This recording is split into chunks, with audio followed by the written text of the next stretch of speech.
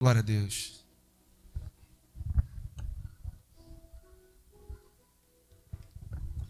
A paz do Senhor, igreja. Chuvinha boa, né? Amém? Chuva é bênção de Deus? Os irmãos estão alegres com essa chuva, vim cultuar o Senhor. Então, vou pedir os irmãos do tamanho da alegria que vocês estão no coração, dá uma linda e forte salva de palmas ao Senhor. Amém?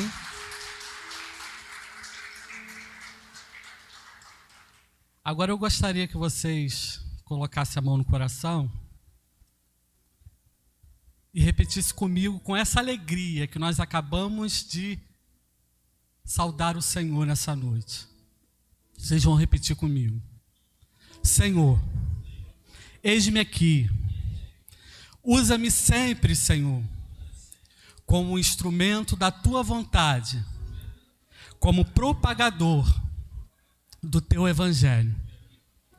Agora você vai segurar esse irmão aí, nas mãos desse irmão aí, e numa só voz, porque aqui é o reino de Deus, na terra.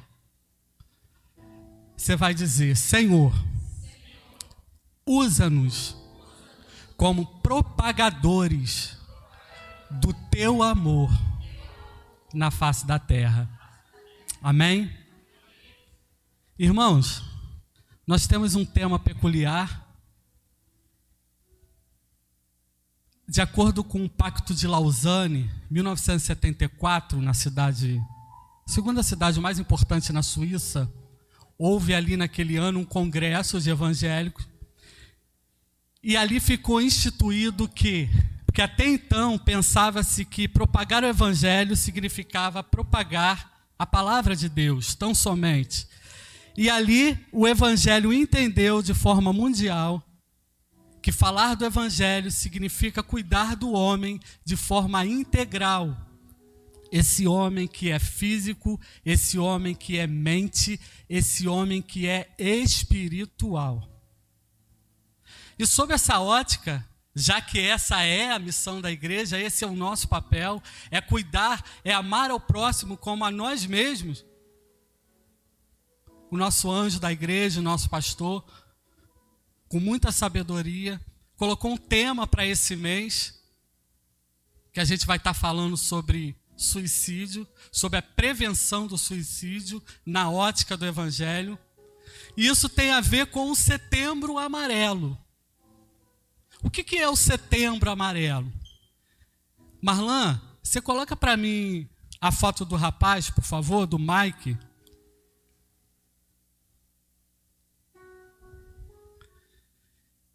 Esse rapaz aí, 17 anos, mãe, pai, não se culpem, eu amo vocês. Ele tinha 17 anos nessa foto, hoje ele teria 45 anos. Nasceu em 1977, tirou a própria vida em 1994. E segundo relatos, ele era um rapaz carinhoso, muito inteligente, e ele era voltado para a mecânica, e ele mesmo reformou um Mustang amarelo. E no dia do enterro dele, levaram fitas amarelas com palavras do tipo: por favor, peça ajuda. O suicídio é algo real. Eu queria convidar os irmãos, somente os corajosos. Eu já estou de pé. Mas eu sou um deles, aos 17 anos de idade, que já tiveram depressão. Que ficasse de pé, por favor.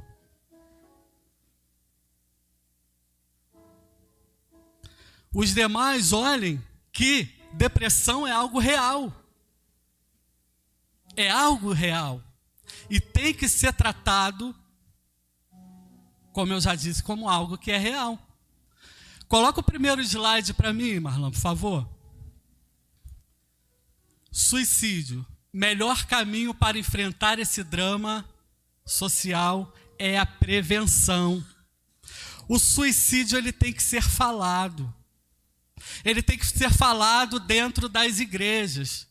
Porque como tratamos e falamos de suicídio, não é algo inerente só ao mundo secular, mas também dentro das igrejas. O suicídio tem aumentado muito. Só no Brasil são cerca de 12 mil pessoas que tiram a própria vida ao ano. No mundo, mais de 1 milhão de pessoas. E o interessante, se você for comparar os dados sobre assassinatos, existem mais pessoas que tiram a própria vida do que pessoas que assassinam o outro. Então é algo alarmante e precisa ser tratado. E o melhor remédio é a prevenção. Mas como prevenir? Coloca o próximo.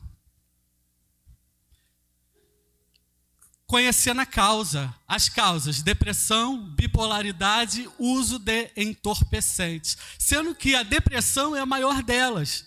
E todas elas estão dentro de depressão, já que bipolaridade também é uma doença psiquiátrica depressiva, é um maníaco depressivo.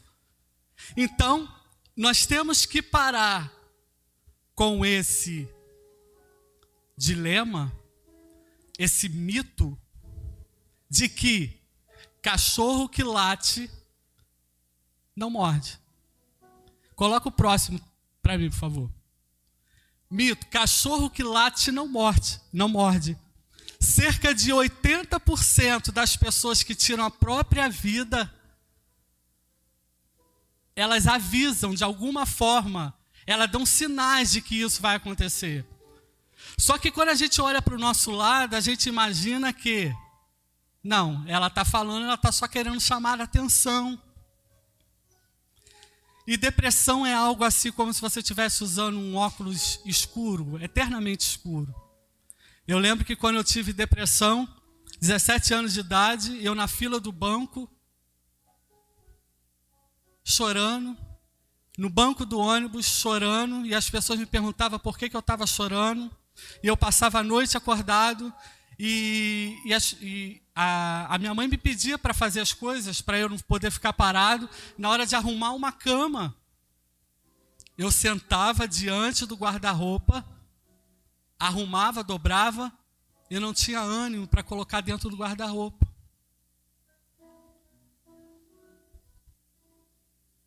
E muitas das vezes, quando a gente olha as pessoas dessa forma, a gente tem aquele ímpeto de achar que é frescura, de achar que ela pode sair dessa. E aí, quando pensamos assim, não agimos, principalmente como igreja, estamos deixando de fazer a prevenção. Estamos deixando de fazer o nosso papel. Coloca o próximo para mim. A depressão ela não pode ser tratada como opressão espiritual, nem como pecado. Existe um bordão, principalmente nas igrejas menores, de que é apontado. Lembrem-se que isso era da época de Jesus. Isso era na antiguidade. Que as faltas de bênção, as doenças, era por causa do pecado. E muitas das vezes olhamos para a depressão sobre esse prisma, sobre essa ótica, de que a pessoa está com opressão espiritual, precisamos orar, ela precisa orar mais, ou então está em pecado. Coloca o próximo para mim, por favor. É uma doença que precisa ser tratada com remédio, terapia e fé. Então, qual é o meu papel? Ajudar essa pessoa. Fazer com que essa pessoa possa entender o momento que ela está passando e, de repente, procurar um profissional. E da minha parte, como cristão, eu vou entrar com orações, palavras abençoadas da parte de Deus. Coloca o próximo, Marlon. E entender que Deus é poderoso para transformar os vales mais escuros em cenários iluminados. Amém? Não deixe ser enganado por aquilo que as pessoas pensam ou falem de depressão. Porque no momento que eu não entender qual é o meu papel, não enxergar depressão exatamente como ela é, como doença, precisando ser tratada no campo da medicina e também no campo espiritual, eu vou estar deixando de fazer o meu papel e muitas das vezes perdendo vidas que eu poderia ser esse agente propagador de amor. Amém? Aí eu quero convidar os irmãos para ler comigo um salmo.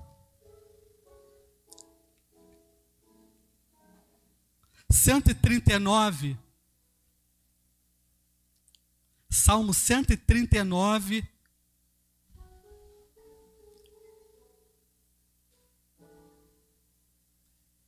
Vou fazer uma pose aqui.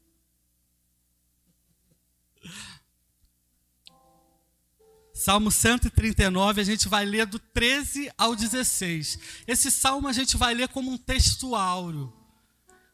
Que esse salmo possa ficar nos nossos corações.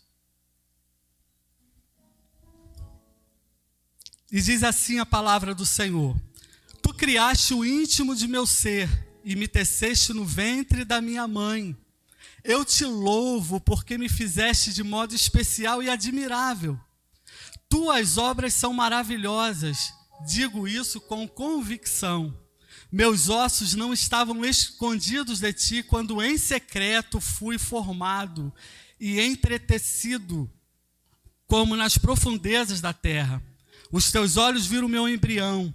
Todos os dias determinados para mim foram escritos no teu livro antes de qualquer dele existir. Queridos, esse é um dos saltérios, um dos salmos mais belos da Bíblia. Podemos dizer que é uma oração cantada, uma poesia cantada. Alguns atribuem ele a Zacarias, um profeta da época do templo, contemporâneo de Ageu, mas a maioria intitula ele sendo de Davi. E Davi, quando ele escreve essa poesia, ele está mostrando que ele conhece esse Deus. Davi está mostrando para nós que ele tem relacionamento com esse Deus. Esse Deus maravilhoso que nos conhece desde antes de sermos formados. A palavra do Senhor diz que, antes mesmo dessas palavras que eu estou aqui entoando, ministrando, antes mesmo delas saírem dos meus lábios, já é conhecido de Deus.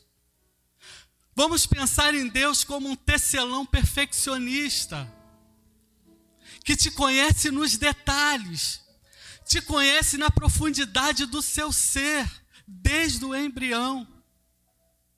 A ciência vai falar em bilhões, alguns vai dizer de mais de 30 trilhões de células no nosso corpo, e que na verdade não podem nem ser contadas. Mas Deus, através da sua onipotência, Ele conhece cada célula do seu corpo, cada intimidade sua. A ciência diz que diariamente a nossa mente produz cerca de 10 mil pensamentos. Imagina, pensamentos são tantos pensamentos que muitos destes não é nem conhecido por você. Muitos desses não chegam nem ao campo da racionalidade. E Deus conhece cada um desses pensamentos. Cada pensamento que está no teu coração, na tua mente, Deus conhece cada um. A todo instante, Deus procura nos dizer, através da tua palavra, para que nós possamos lançar sobre Ele todas as nossas dúvidas, frustrações, ansiedade, porque Ele sabe de todas as coisas. Queria eu ter podido conhecer esse Deus aos 17 anos de idade. Talvez não passaria pelo que eu passei. Talvez não seria demorado o tempo que eu passei na depressão, talvez muitas coisas seriam diferentes. Porque eu tenho certeza que através da palavra do Senhor, Ele estaria me chamando para um relacionamento íntimo. E através desse relacionamento, eu poderia lançar sobre ele, a minha frustração, meus medos, meus anseios. E Ele certamente, como a luz do mundo, Ele sempre me mostraria a luz no fim do túnel. Porque Ele é essa luz. Quando eu olho para a carta aos Efésios, de Apocalipse 2, algo muito interessante, porque quando João, da parte do Senhor Jesus, ele vai falar para aquela igreja, ele vai elogiar aquela igreja, porque era uma igreja que conhecia a palavra. Era uma igreja que expulsou do meio dele pessoas que praticavam ou queriam inserir no meio da igreja conceitos nicolaítas. Práticas mundanas de idolatria, de fornicação. E olha que interessante, de acordo com Eusébio, um dos pais da igreja do século II, ele vai dizer que Nicolau era um dos 7 diáconos, embora não tenha nada que prove isso, ele escreveu, mas não tem nada que prove isso, mas ele vai dizer que é um dos 7 primeiros diáconos da igreja de Jerusalém. Do tempo de Estevão. Primeiro diácono, um camarada que estava ali cheio de Jesus. Um camarada cheio de Jesus da época de Estevão. O cara que morreu sorrindo, viu os céus abertos diante de ti. E ele ainda assim apostatou da fé.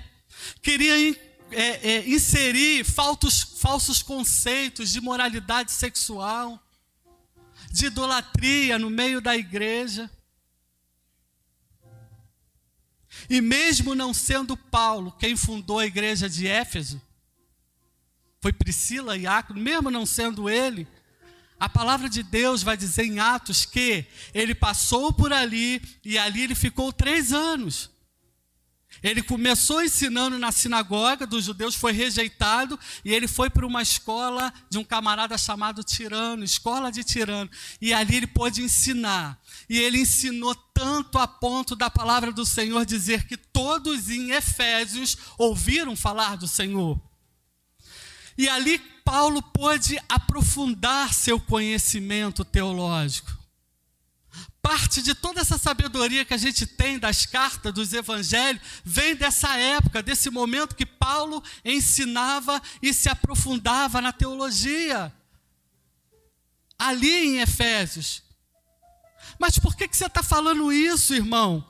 Porque eu quero mostrar para vocês que, embora isso aconteceu 30 anos depois, quando o Senhor Jesus fala, através de João, à igreja de Éfeso, essa igreja ainda era pautada na verdade. Eles tinham essa verdade, eles tinham conhecimento da palavra através de Paulo. Porém, só que tem um porém. A palavra vai dizer que eu tenho algo contra ti. Volta ao primeiro amor. Queridos, o Senhor Jesus está falando aqui nessa noite que nós precisamos ter relacionamento pessoal com Ele. Para que nós possamos ter essas cura física, cura mental, nós precisamos nos aprofundar num relacionamento pessoal com Ele. E que essa força, através desse relacionamento pessoal, vai fazer com que eu seja um agente propagador de amor. Porque eu vou estar na intrepidez do Espírito para falar de Jesus, para abençoar pessoas, profetizar cura da alma. Muitos não sabem, mas quando eu entrei aqui na igreja, eu usava 2 aparelhos de ouvido. Um de cada lado.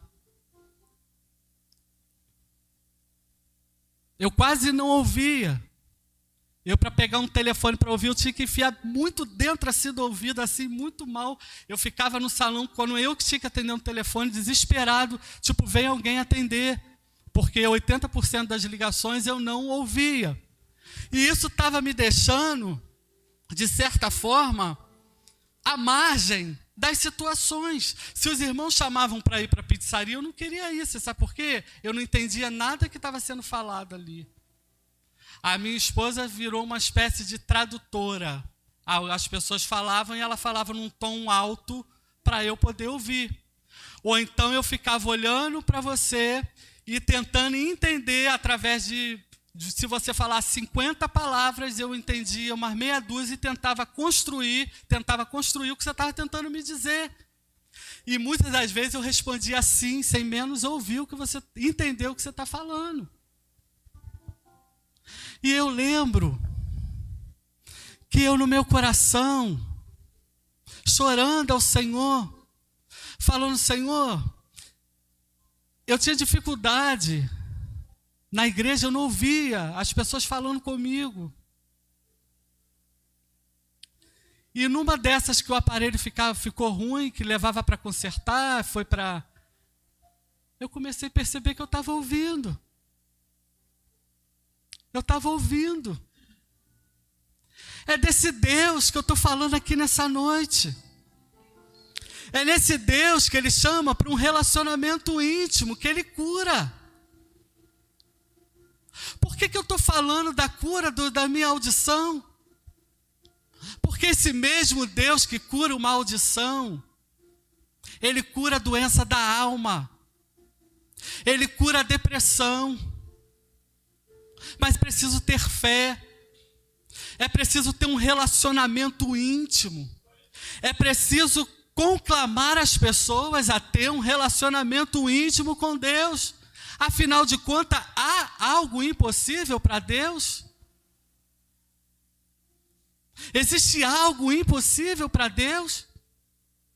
Aquela pessoa que está ao seu lado, passando, eu tive muita dificuldade porque a minha esposa fala que eu sou um exemplo de fé. E ela não, muitas das vezes ela não entende. Ela fala que eu sou um exemplo de fé. Que seja o que eu estou passando, às vezes ela desce a escada, eu estou orando. E às vezes eu estou ali renovado no espírito.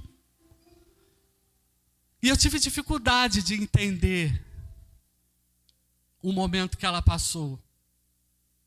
Porque eu creio em Deus. Eu profetizo cura na vida das pessoas. Eu profetizo cura na minha própria vida, a todo instante.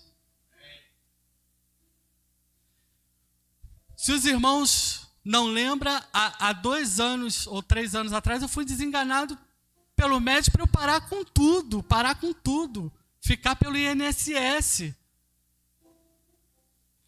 E eu disse que eu falei isso aqui na igreja, eu disse que a última palavra era do Senhor. Era do Senhor. E Deus falou no meu coração, continua. A médica mandou parar com a faculdade, a última que eu estava fazendo. No primeiro período, eu terminei a faculdade, já fiz mais 2 pós-graduações, tive muitas outras conquistas, e no entanto, se eu fosse ouvir aquela médica, eu estava hoje pelo INSS. Eu pararia 3 anos atrás. É fé. Precisamos trabalhar a fé.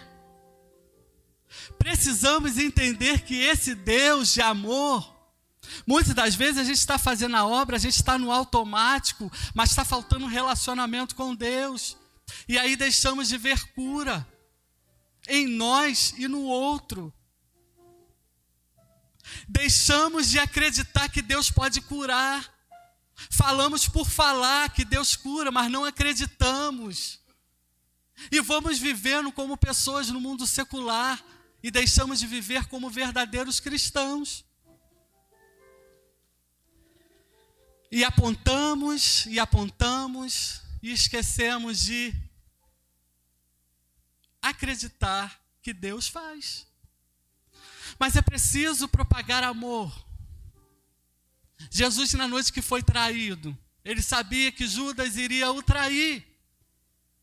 E a palavra do Senhor diz que ele vai molhar o pão e vai dar para Judas.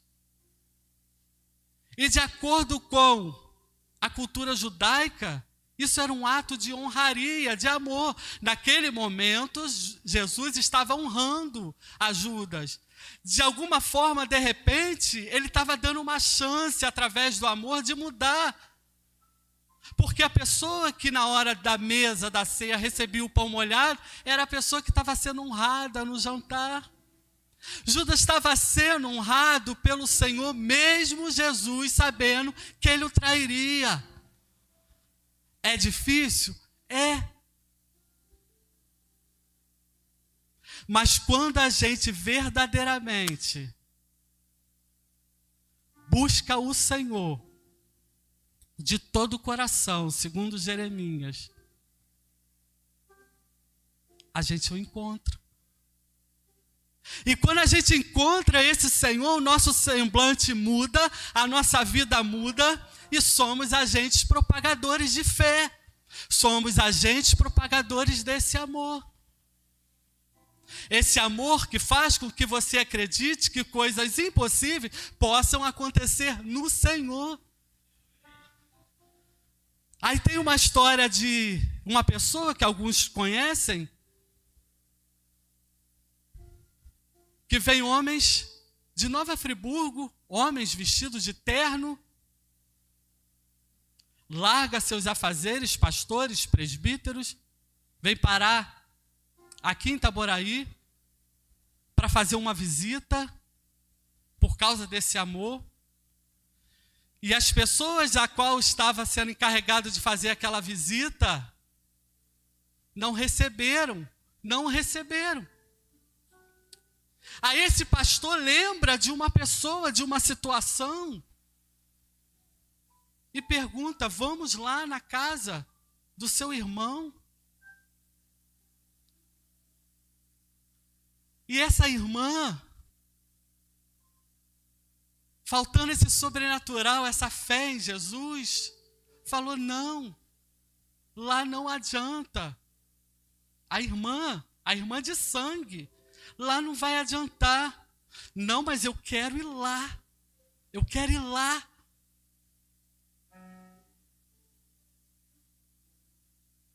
E achou que não fossem recebidos, porque os outros, que era o objetivo da vinda de Friburgo para cá, não receberam. Então achou que não receberiam também. E essa pessoa diz: sim, pode vir. E os recebe. De qualquer forma,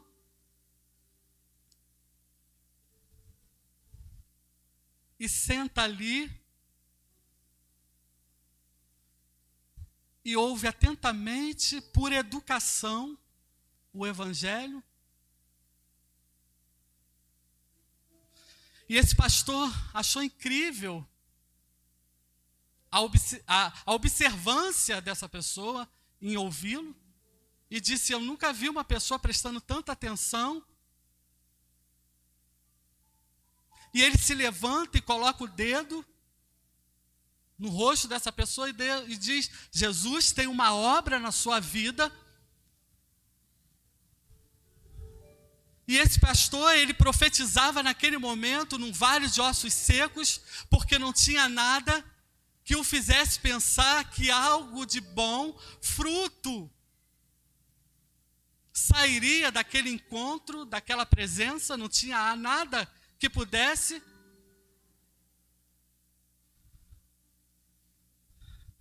E esse jovem, esse rapaz que era homossexual, estava ali ouvindo a palavra espírita, um relacionamento dentro do quarto, de 6 anos, nem saiu do quarto. Estava ali ouvindo. E foi feito orações, e aqueles homens de Deus saíram. Passaram-se 2 anos, menos 2 anos e meio. Congresso de Missões, São José do Vale do Rio Preto. Esse jovem estava lá, essa pessoa estava lá, casado, de terno.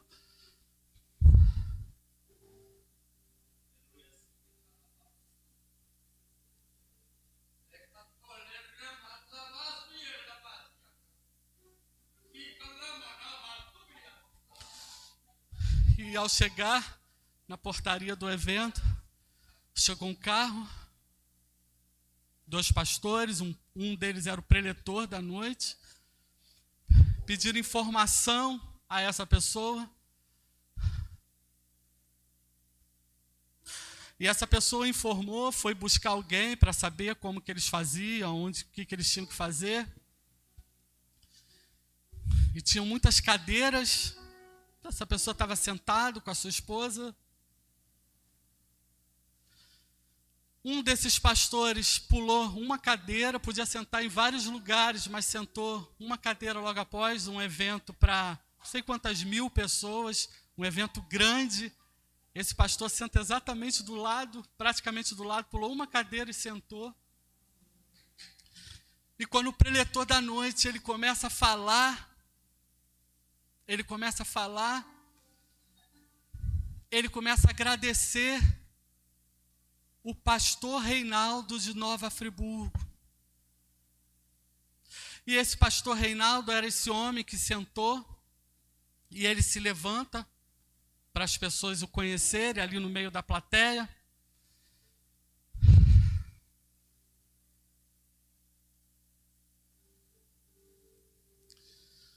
E nessa hora, eu pude reconhecer essa pessoa. E eu falei para minha esposa que estava mais para o lado dele, falei assim, pergunta a ele se ele é o pastor da Andréia e do Ronaldo, que é a minha irmã,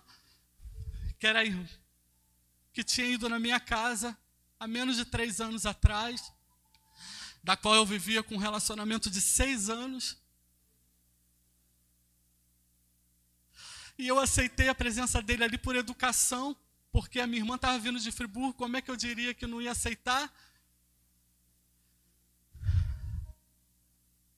E ele confirmou que era. E eu falei, eu sou o irmão da Andréia, aquele que o senhor foi em Itaboraí orar. E ele botou a mão sobre o rosto e começou a chorar. 2 anos e meio para Deus mudar uma história, mudar uma vida, curar uma alma.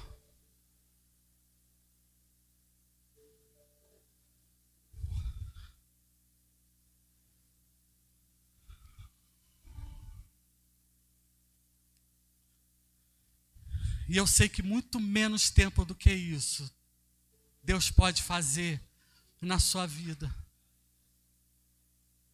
Eu estava ali, depois de ter vivido a minha vida inteira daquela forma. Ali eu tinha 33 anos. Eu estava ali casado, num congresso de missões, com a minha esposa. E aquele homem, ele pôde contemplar o milagre de Deus. Porque aquele homem certamente é um homem, ou melhor, foi um homem de Deus, porque ele morreu agora, no tempo de Covid, esse pastor. Um homem com relacionamento de Deus. Um homem com relacionamento com Deus, ele consegue e ele pode profetizar na sua vida e na minha vida. Ele pode profetizar curas, porque ele entende que Deus pode todas as coisas. Um homem de Deus, uma verdadeira mulher e homem de Deus, ele consegue olhar para uma pessoa em depressão e entender que é uma doença sim. Precisa ser tratado como doença sim. E que Deus pode curar também. Através da fé, Deus pode curar também. Mas isso não impede que essa pessoa tenha que procurar na esfera física, no campo físico, um médico para tratar dessa doença. E que nessa noite, o amor de Deus, ele possa prevalecer em nossos corações. Hoje é o último dia da campanha, Setembro Amarelo, estamos encerrando. Os irmãos vão estar aqui louvando. Eu queria convidar a nossa pastora, porque eu quero estar aqui também, sendo ministrado por ela, por eles, porque eu creio em homens e mulheres de Deus, ministrando sobre nossa vida, ministrando cura sobre nossas vidas, ministrando cura física, ministrando cura da mente, cura da alma. Nós estamos vivendo num tempo onde as pessoas precisam ser curadas da alma, porque a obra precisa avançar e Deus conta comigo, Deus conta com